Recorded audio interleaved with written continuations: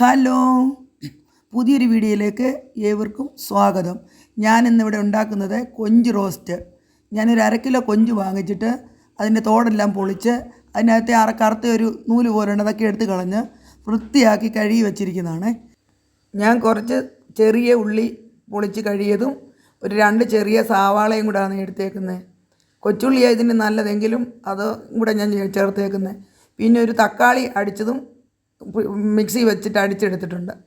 അതിന് ശേഷം പാൻ അടപ്പത്ത് വെച്ച് ചൂടാക്കിയിട്ട് അതിലേക്ക് ഒരു 2 സ്പൂൺ വെളിച്ചെണ്ണയാണ് അതൊഴിച്ചിട്ട് അതിൻ്റെ അകത്ത് ഒരല്പം കടുക് ഇട്ട് പൊട്ടിയപ്പോൾ അതിലേക്ക് സവാള അരിഞ്ഞതും ഒന്ന് വഴറ്റിയിട്ട് അതിലേക്ക് ചെറുള്ളി ഇട്ട് നല്ലതുപോലെ വരട്ടി അത് വരളാൻ വേണ്ടി ഒരല്പം ഉപ്പുപൊടിയും ചേർത്തു.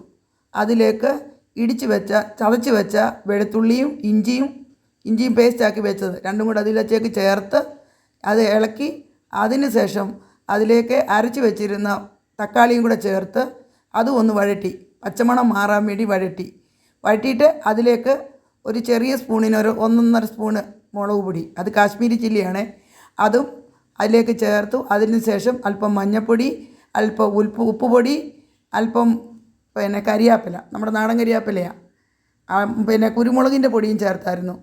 അതും കൂടെ ചേർത്തിട്ട് അതും നല്ലപോലെ അരപ്പ് നല്ലപോലെ വഴന്ന് വന്നപ്പോൾ അതിലേക്ക് വൃത്തിയാക്കി വെച്ച കൊഞ്ചും കൂടി ഇട്ട് നല്ലതുപോലെ ഇളക്കി യോജിപ്പിച്ച് അടച്ചു വയ്ക്കണം. ആവശ്യത്തിന് ഉപ്പും ചേർത്ത് അടച്ചു വയ്ക്കണം. അതിന് ശേഷം അതിൽ തന്നെ വെള്ളമുണ്ട്, ഒട്ടും വെള്ളം ചേർക്കണ്ട, അതിൽ തന്നെ വെള്ളമുണ്ട്. ആ വെള്ളം ഇറങ്ങുന്നിടം വരെ നല്ലതുപോലെ തീ അടച്ച് വെച്ച് തീ എരിച്ച് ഇളക്കി തിരിച്ച് മറിച്ചിട്ട് നല്ലതുപോലെ റോസ്റ്റ് രൂപത്തിലാകുമ്പോൾ എടുത്ത് ഉപയോഗിക്കാവുന്നതാണ്. ഇത് വേകുമ്പോൾ ചെറിയ തീയിലിട്ട് വേണം വേവിക്കാൻ, എന്നാലേ അതിനകത്തുനിന്ന് വെള്ളം ഇറങ്ങി അത് റോസ്റ്റ് ആവത്തുള്ളൂ. അത് അടച്ച് വെച്ച് വേണം വേവിക്കാൻ. ഇത് നല്ല ടേസ്റ്റി ആയിട്ടുള്ളൊരു ഡിഷാണ്. ഇത് ചപ്പാത്തിയുടെ കൂടെയും ദോശയുടെ കൂടെയും അപ്പത്തിൻ്റെ കൂടെയൊക്കെ കഴിക്കാൻ കൊള്ളാം, ചോറിൻ്റെ കൂടെയും കഴിക്കാൻ കൊള്ളാം.